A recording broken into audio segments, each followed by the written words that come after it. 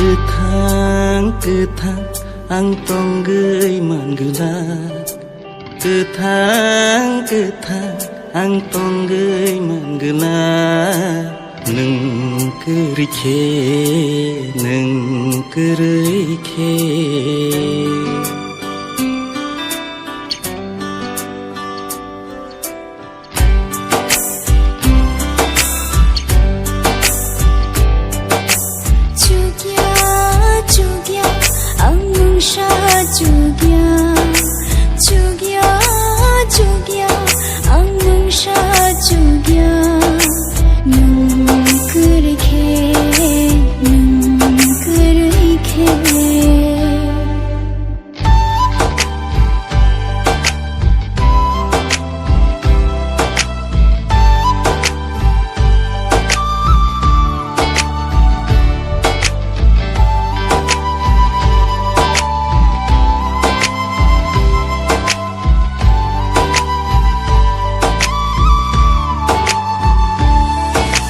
Yapang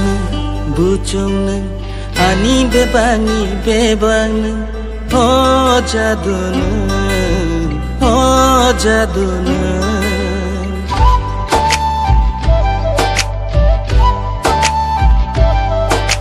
lama neng khajuk neng ani bekha neng orang chang neng manya ang tonggoy manya neng kerike Kerai ani mungsha kerai neng kerike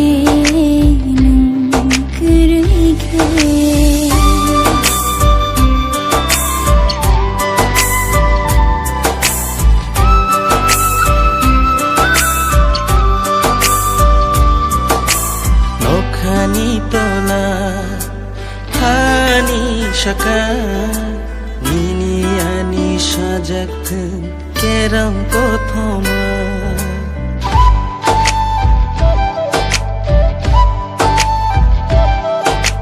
Nokhani tola hani shaka nini ani baiflaya hanjama Kuglasa ang jalay manggela Kuglasa ang jalay manggela Nung bay